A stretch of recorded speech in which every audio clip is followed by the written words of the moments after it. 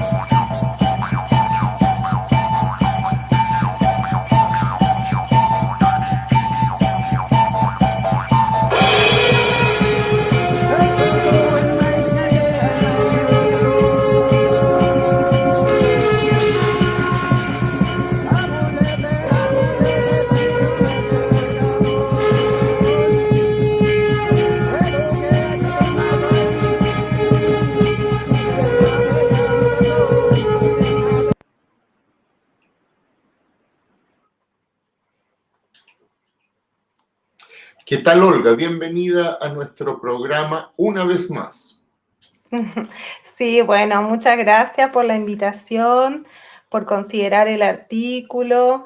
Y bueno, antes de empezar a hablar sobre eso, que es el tema que nos convoca, quería en principio mandar un saludo a mis compañeras y compañeros de Misiones. Bueno, vos sabés, Patricio, yo soy argentina y vengo de esa provincia, y es una provincia que en estos momentos está llevando adelante una verdadera pueblada contra el ajuste del gobernador y también contra el ajuste del gobierno nacional. Están todos los estatales en las calles, así que bueno, mucha fuerza a los luchadores, a las luchadoras allá y especialmente a mis compañeros que están siendo criminalizados por ser partícipes de esta pueblada. Y también quería mencionar, aprovechando, un homenaje, un humilde homenaje a Nora Cortiñas, una luchadora incansable, le decimos la madre de todas las luchas, madre de Plaza de Mayo, que hoy dejó este plano, pero obviamente pasa a la eternidad en la memoria de todos los luchadores y bueno, tenemos la responsabilidad de seguir su ejemplo de lucha. Así que vaya nuestro saludo a donde esté a Norita Cortiñas, ha sido una gran luchadora, hemos tenido la oportunidad de compartir encuentros y luchas con ellas, así que bueno, nada, una grande que se nos fue, pero va a estar siempre presente en todas las luchas. Con relación a lo que vos... Antes nos sumamos a ese homenaje, y yo recuerdo que Nora estuvo en Chile en más de una ocasión para solidarizar con presos políticos chilenos, en particular con presos políticos mapuche, de manera que ella además tenía este reflejo de luchadora continental. Sí, sí, una grande. Ella siempre estaba donde había que estar, siempre en la trinchera de la defensa de los derechos de los pueblos. Así que bueno, como vos decías, recientemente hemos publicado un artículo en la revista de difusión teórica en defensa del marxismo. Y bueno, lo que tratamos de hacer es justamente un análisis de todo este periodo, estos 2 años de gobierno de Gabriel Boric, qué significa, qué ha significado la política de este gobierno y esta discusión en realidad, si bien yo soy la autora de ese artículo, viene de una deliberación, de un debate, de procesar ideas en términos colectivos con mis compañeros acá de la Fuerza 18 de Octubre. Porque, bueno, vemos cómo se estaba dando y se sigue dando la discusión en torno al tema de la seguridad e inseguridad, y nosotros muchas veces nos pusimos a pensar, bueno, está este tema, obviamente no podemos soslayarlo, es una agenda que es impuesta desde los partidos patronales y desde su sistema de medios, pero como hablan de nosotros y como todas las medidas represivas que se dictan a partir de este miedo y este temor generalizado que se levanta, bueno, tenemos que abordarlo.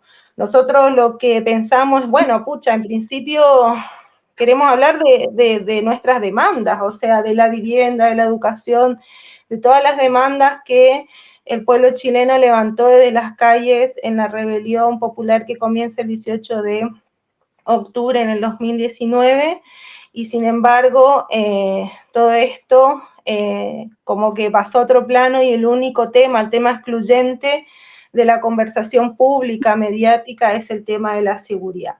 Entonces, haciendo como un procesamiento, o sea, entre compañeros, entre también militantes y otras organizaciones, decir, bueno, nosotros tenemos cosas para decir al respecto, que no tienen nada que ver en los términos en que se está llevando adelante esta discusión en el debate público. Entonces, ¿cómo lo abordamos? Por más que nos instauran como la primera preocupación, porque efectivamente, si uno mira las estadísticas, es el tema principal de preocupación de los trabajadores, las trabajadoras. Obviamente tiene que ver con la instalación de ese tema, pero también entendiendo desde nuestra parte que es una preocupación genuina. O sea, las y los trabajadores, las consecuencias de lo que se denomina inseguridad las sufrimos todo el tiempo, y tiene un costo alto en nuestras vidas, porque a diferencia de la burguesía o de los empresarios o de la gente más adinerada que puede a través de sus recursos darse mayores dispositivos de seguridad, vivir en barrios cerrados, tener cámaras, qué sé yo, bueno, los laburantes en los barrios, en las poblaciones, tenemos que seguir saliendo a trabajar, seguir llevando a los hijos a la escuela, y todo en un contexto que hay una inseguridad, pero bueno, mirar desde qué lugar viene eso. Nosotros planteamos... Perdona sí. Una pequeña puntualización, pero yo estoy de acuerdo contigo de que sin duda hay un problema de inseguridad que todos sufrimos. Sin embargo, hay mucho de manipulación. En primer lugar, no es cierto que los delitos violentos hayan aumentado. Más o menos sí. Tienen igual o incluso han disminuido en los últimos años. El problema tiene que ver con un uso y abuso mediático que introduce el temor en la población. Tú ves cualquier programa de noticias en televisión y siempre va, entre las primeras noticias va a ser un portonazo, un asesinato. Y eso es porque desde el miedo los conservadores siempre hacen su política. Por otro lado, hay que tener cuidado porque han tratado de convertir algunas instituciones que estaban muy desprestigiadas, como Carabineros de Chile, en una especie de santos cuidadores de la paz, y eso una vez tras otra se revierte. Tú das ejemplo en tu propio artículo, pero sin ir tan lejos, basta ver el caso de Meix, del barrio Meix, donde son los ratones los que están cuidando el queso. Entonces hay que tener cuidado con entrar un poco en, creo yo, a creer todo lo que los medios nos cuentan. Pero ¿por qué el nombre del artículo? Boris el Restaurador. Claro, es que nosotros tomamos como disparador este tema justamente por el peso en la conversación pública, y creíamos que teníamos que decir algo al respecto, pero tomando como un análisis más amplio de qué ha significado todo este periodo, o sea, y todo el despliegue represivo que ha caracterizado al gobierno de Gabriel Boric. O sea, evidentemente es un problema inflado por los medios de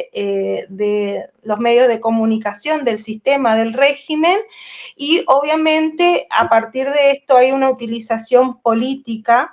Y nosotros la tesis principal que está planteado en ese artículo es que justamente este discurso, este temor generalizado que se infla y se asusa desde los medios hegemónicos, tiene una finalidad, tiene un objetivo político. Y nosotros miramos en términos del ciclo político que abre el pueblo chileno desde las calles a partir del 18 de octubre del 2019, y qué ha significado respecto de ese ciclo político el gobierno de Gabriel Boric y toda esta avanzada represiva, porque la inseguridad es la excusa para hacer un reforzamiento del aparato represivo, tanto en recursos fiscales como en herramientas legales para brindarle la seguridad que reclaman las fuerzas represivas para llevar adelante la tarea.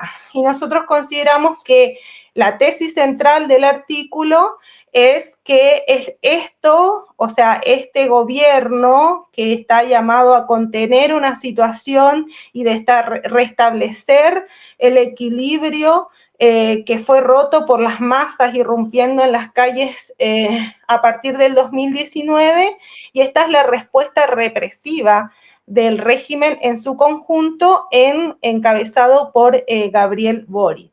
Y ahí, bueno, vamos a ejemplos históricos cuando hubieron levantamientos populares importantes que lograron hacer tambalear el régimen o significaron algún tipo de hito de lucha importante, y cómo sistemáticamente la respuesta del Estado, del régimen político, ha sido un reforzamiento del aparato represivo. En ese artículo se hace mención de la ley, o sea, cuál fue cuál fue el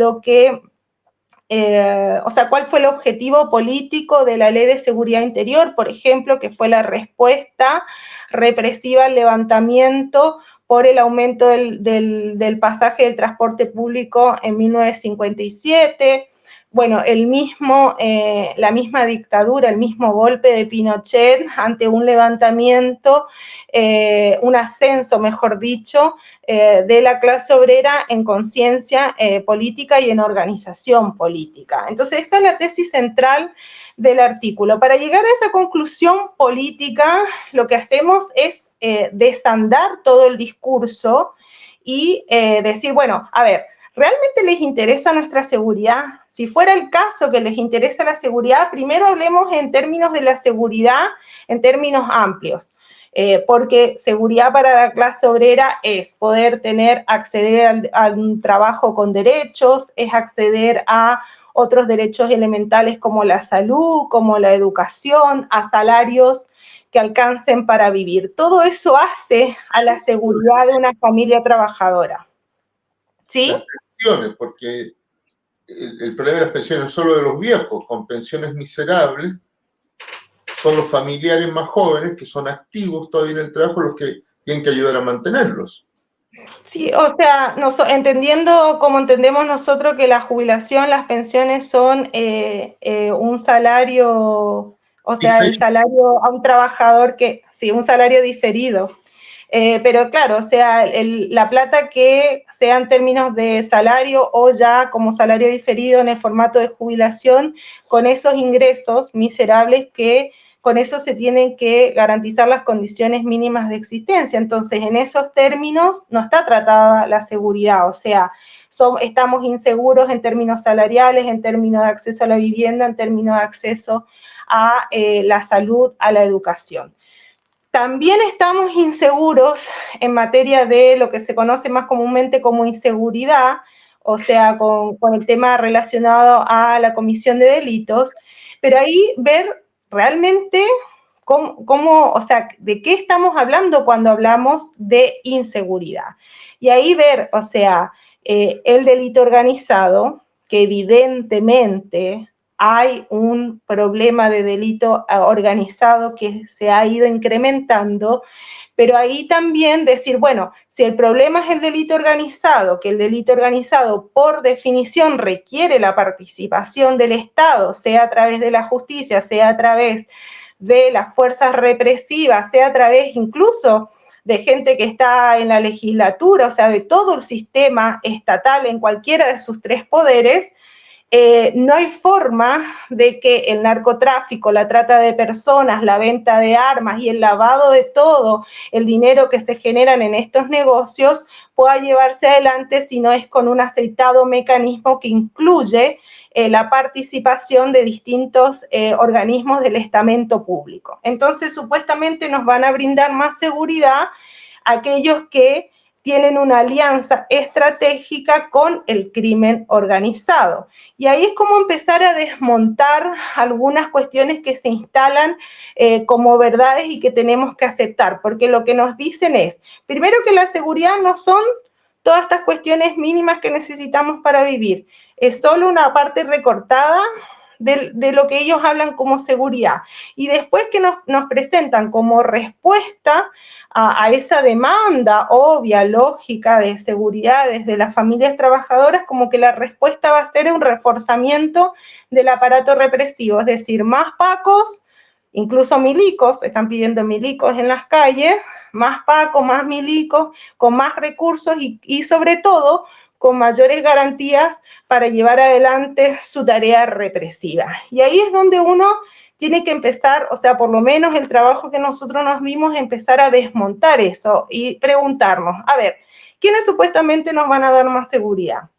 Los carabineros, comprobados lazos con el crimen organizado. Bueno, este es un ejemplo, el que vos nombraste, de esta banda de, no sé cómo le llamaban, los pirañas verdes o algo así, o los pulpos verdes.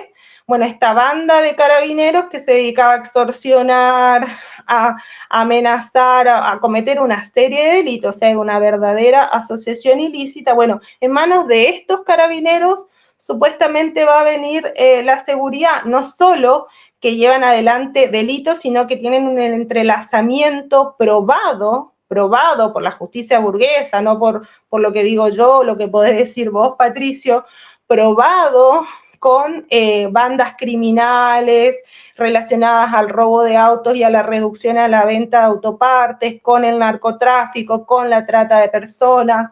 Si nos vamos un poquito más allá y miramos la PDI, bueno, terrible, o sea, hay un montón de casos que dan cuenta de cómo trabajan en conjunto, sobre todo con las bandas dedicadas al narcotráfico y a la trata de personas. Y después, cuando nos dicen que no alcanzan los pacos, no alcanzan más pacos ni con mayores garantías, no alcanzan mayor financiamiento a los ratis, sino que además hay que llamarlos, supuestamente para darnos más seguridad, a los milicos. Bueno, otro problema gigante, porque estamos hablando también de otra institución que tiene una historia, un prontuario, diríamos, de violación a los derechos humanos. Y bueno, si a alguien le quedaba alguna duda, el episodio de Putre da cuenta de ello. Entonces, desandando ese camino y cómo nos instalan el problema en los términos que nos instalan en la discusión mediática de los partidos patronales, decir, bueno, evidentemente por acá no va a venir la solución, porque el Estado podría brindarnos más seguridad cuando es parte activa del crimen organizado y particularmente sus fuerzas represivas, que está comprobada su complicidad, su acción común, por acción o por omisión, su complicidad con las bandas criminales. Entonces, para desandar esa cuestión. Y después hay un capítulo de esa nota, porque además, para hacer toda esta campaña que viene a justificar la avanzada represiva, también nos presentan un culpable. Decir, bueno, acá el problema no son las bandas, sino que acá el problema son los inmigrantes, la gente de afuera que vino a delinquir. Bueno, ahí también yo tenía especial interés en hablar de ese tema, porque creo que la campaña en contra de los inmigrantes ha sido en algún punto exitosa. Y ahí nosotros tenemos que ponernos muy fuerte a contrarrestar ese discurso, porque históricamente la xenofobia ha sido una herramienta de la burguesía y del Estado que representa los intereses de la burguesía, que es este Estado, el Estado capitalista, para dividirnos hacia adentro, para generar divisiones hacia adentro de la clase trabajadora. Así que ese es el sentido, desmontar todo lo que se nos dice, todo lo que se nos plantea como solución, hacer una caracterización propia del problema de la inseguridad y hacer una mirada un poco más integral de mirar esta avanzada represiva en términos políticos y como respuesta al ciclo que abre el pueblo chileno desde las calles a partir del 2019. Sí, mira, hay un tema que creo que hay que integrarlo permanentemente en este intercambio sobre la cuestión de la delincuencia, especialmente el crimen organizado. El crimen organizado es un negocio, ilícito, pero es un negocio. Y como todos los negocios, necesita capitales, hay inversores. Pero además, lógicamente, hay grandes ganancias, sobreganancias. Y sistemáticamente se oponen en el Congreso a levantar el secreto bancario, que es una medida elemental para terminar no solo con el crimen organizado, con todo tipo de abuso capitalista, ¿no? Y yo creo que sí, eso debe estar integrado entre nuestras exigencias. No, sí, claramente. A ver, el narcotráfico, la trata de personas, la venta de armas, que son los tres delitos que ranquean a nivel internacional como los que más reportan dinero, ganancias, son negocios capitalistas. El capitalismo en esta fase de descomposición y a partir de sus crisis cíclicas, bueno, ha decrecido la tasa de ganancia y en el afán de reponer esa tasa de ganancia, esa reposición viene por el lado de estos delitos. O sea, son delitos capitalistas. Y por supuesto que el Estado capitalista le da la posibilidad de blanquear esa plata. Por eso muchas veces hay que mirar, bueno, todo este discurso anti-extranjero, anti-inmigrante, y uno ve los flujos de capitales de dudosa procedencia que se lavan, que vienen de afuera, y que se lavan a través del sistema financiero, a través de negocio, y no estamos hablando de las barberías, que es como lo más popular, estamos hablando de grandes emprendimientos inmobiliarios, por ejemplo.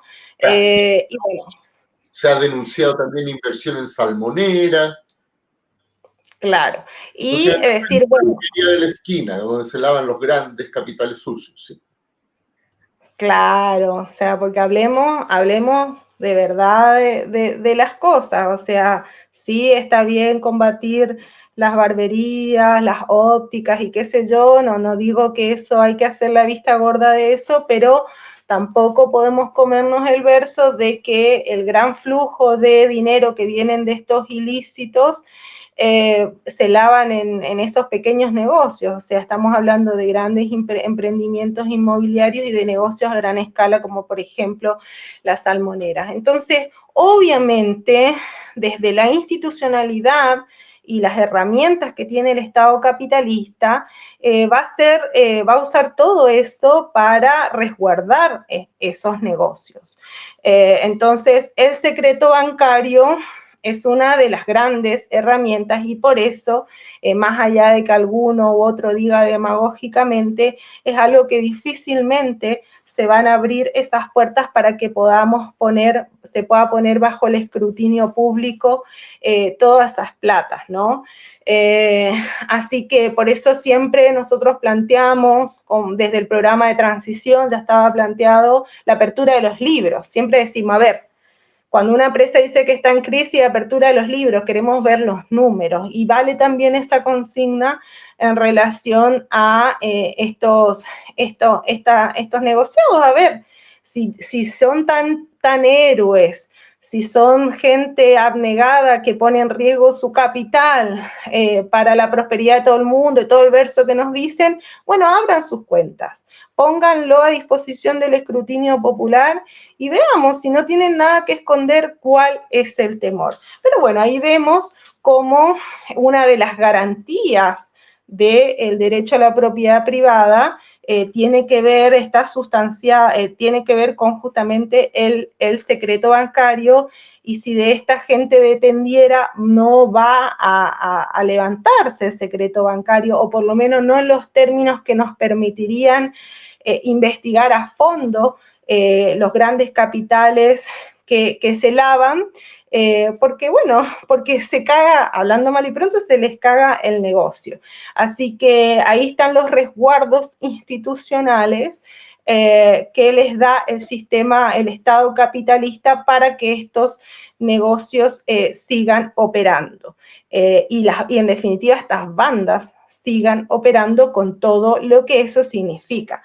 Porque evidentemente lo que nosotros no podemos hacer es negar el peso que tiene estas bandas hacia adentro de nuestras vidas, porque donde más fácilmente se instalan generalmente son en las poblaciones, en los barrios populares, que muchas veces son tomados por estas bandas que imponen sus reglas y alteran completamente la vida de los vecinos. La gente sabe dónde están operando el narcomenudeo, los prostíbulos con trata de personas. Bueno, a ver, ¿quién no sabe en Santiago al menos lo que pasa en la Plaza de Armas?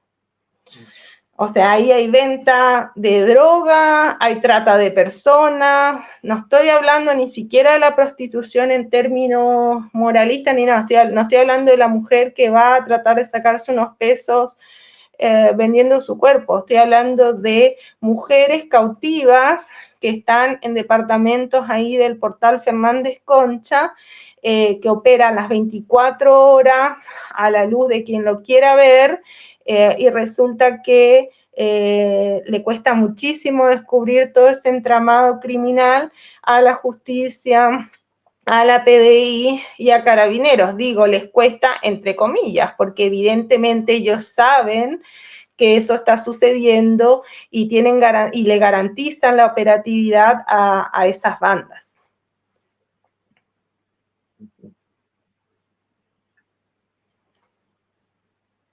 La gran pregunta relacionada con todo esto es ¿por qué tú llegabas a la conclusión que este gobierno era el gran restaurador del régimen que había entrado en crisis con el levantamiento popular del 18 de octubre del 2019?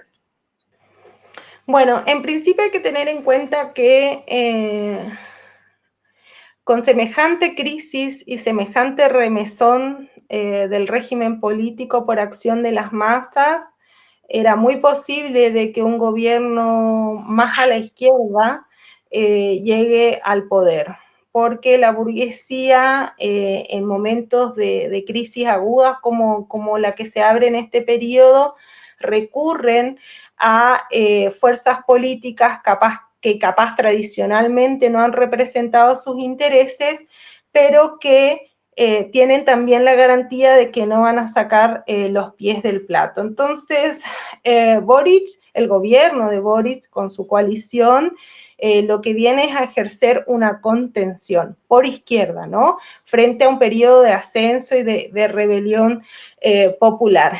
Y de ahí en más, lo que se dedicó a hacer este gobierno fue desarrollar una política de profundización de la represión.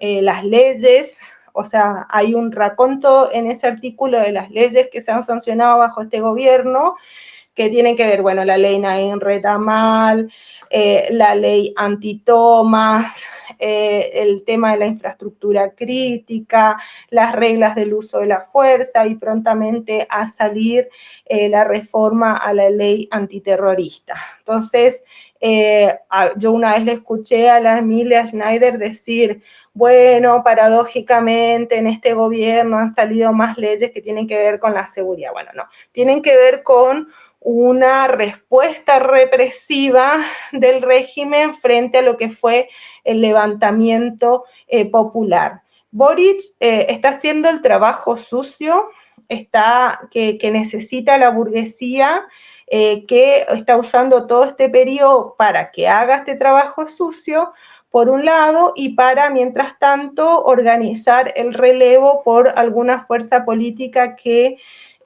una vez restablecido el orden, es la que se siente más cómodo, que representan mejor sus intereses como es la derecha. Así que eso, de ahí viene el título. El título lo cambié varias veces, y recién cuando terminé de escribir el artículo, le terminé poniendo Boric el restaurador, porque es la función política que vino a cumplir este gobierno post estallido. Entonces, yo voy a ser sincera en este sentido. Evidentemente nosotros hemos sido muy críticos, jamás depositamos ninguna expectativa, hemos hecho una crítica de principio a fin del programa de Apruebo Dignidad, con que Apruebo Dignidad llega a la moneda. Ahora, en mis previsiones estaba que no cumpla ninguna de esas promesas. Lo que no esperaba era que sea una gestión tan abiertamente represiva como esta que estamos sufriendo. Entonces, la excusa es la inseguridad, una cuestión que inflaron desde los medios, supuestamente están preocupados por nuestra seguridad. El objetivo político es un restablecimiento del régimen vía una respuesta represiva, y ahí no tenemos ni seguridad, ni garantías democráticas, ni nada. Quedamos sin el pan y sin la torta, para decir más abiertamente. O sea, esto no tiene nada que ver con nuestra seguridad. Vamos a seguir estando igual o más inseguros, con más pacos y milicos en las calles. Todas las garantías que le han dado ya cuentan, ya tenemos víctimas de la ley Naín Retamal. Entonces, esa era la reflexión de fondo que queríamos nosotros poner a discusión, por supuesto. O sea, siempre está todo a debate, pero si nosotros miramos, por ejemplo, el ejemplo argentino, ¿no? Post estallido del 2001, el argentinazo, viene un gobierno como supuestamente más de izquierda. Bueno, hay todo un travestismo político por parte del kirchnerismo, pero viene con algunas cuestiones supuestamente más de izquierda, y a su vez con el discurso de volver a generar a rescatar a la burguesía nacional.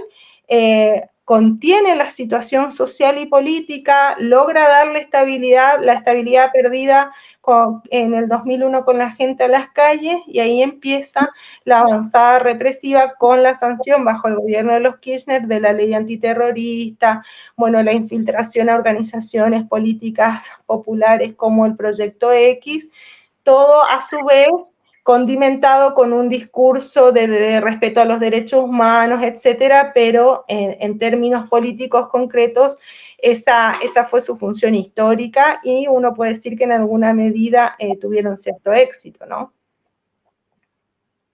Uh-huh. ¿Y cómo ves tú las cosas en Chile para adelante?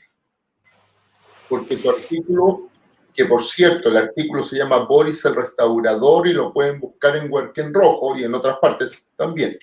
Pero para los que se interesen en leerlo, Boris el Restaurador, búsquenlo en Huerquén Rojo. Pero ¿cómo ves tú las cosas hacia adelante?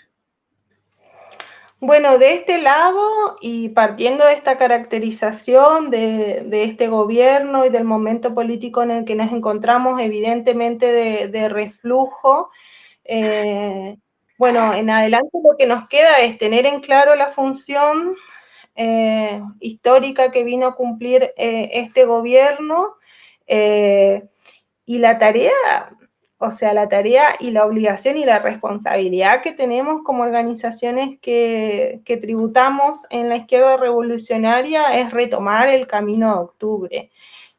Porque si miramos, o sea, ellos hicieron una campaña que la mayor preocupación de la gente tendría que ver con el tema de la inseguridad, ¿no?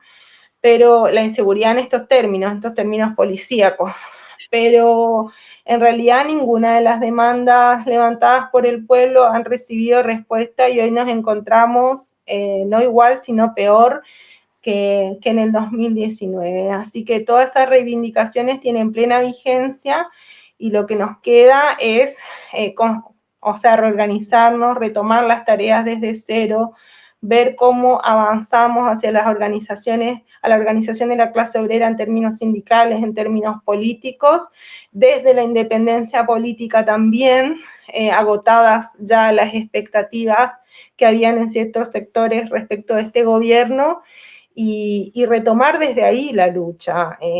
Si uno se fija, porque eso también está en el artículo, no solo está toda esta avanzada represiva, reaccionaria, sino que además, no solo en términos represivos, han avanzado para restablecer la estabilidad de este régimen, sino, por ejemplo, en materia AFP, o sea, lejos de tener mejores pensiones y que se termine toda esta estafa piramidal que es el régimen de las AFP, probablemente terminen aún más reforzadas y consolidadas si se llega a aprobar el proyecto en la mejor o peor versión, o sea, en la versión de la derecha o en esta negociación.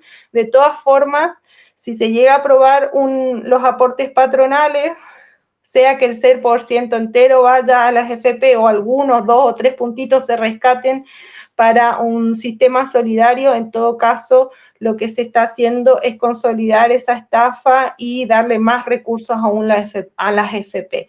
Otro tanto ocurre con las ISAPRES, otro tanto vemos cómo se va consolidando o se ha consolidado el negocio con la educación, y eso también sale a la discusión en relación a la discusión del CAE, ¿no? Entonces, por todos lados lo que vemos es cómo los pilares fundamentales del régimen pinochetista que heredamos del pinochetismo y que fue profundizado en la transición democrática, en la democracia pactada, todo vino a consolidar. Este gobierno, evidentemente, si fue de las grandes reformas represivas, regresivas para la clase trabajadora. Así que hay que retomar esa agenda. Las condiciones que dieron lugar al levantamiento popular, el de 2019, están vigentes. Ahora lo que tenemos que preguntarnos nosotros, que estamos desde este lado tratando de empujar la cuestión para algún lado en términos de organización política, es, bueno, si llega a haber un levantamiento popular, o qué hacemos para que esas condiciones que dieron lugar al levantamiento popular del 2019, que siguen vigentes y aún más terrible para la clase trabajadora, qué perspectivas de salida le damos a eso. Así que tenemos todo por hacer. Eso es un desafío, es una responsabilidad y que tenemos que discutir en serio y dejar de tener una mirada cortoplacista, chica, mezquina, desde las organizaciones de izquierda. Muy bien, Olga. Nuestro tiempo se acaba. Te agradezco que hayas venido aquí a compartir las reflexiones que quedaron reflejadas en tu artículo. Reitero mi invitación a que nuestros videoyentes lo lean y nos juntaremos una vez más. Creo que hay cosas muy interesantes que están pasando en la Argentina y que ameritan una conversación también quizás dentro de algunas semanas. Sí, bueno, yo de mi parte y con mis compañeros de la Fuerza 18 de Octubre siempre agradecidos de este espacio, de que compartan con nosotros la posibilidad de abrir el debate, porque tampoco acá nadie tiene la verdad revelada. Así que siempre disponibles, hay que coordinar nomás y un gusto compartir con vos, con tu audiencia. nada, nos vemos pronto seguramente. Muy bien, nos despedimos de todos ustedes. Muchas gracias por haber llegado hasta aquí y nos vemos en nuestro próximo programa.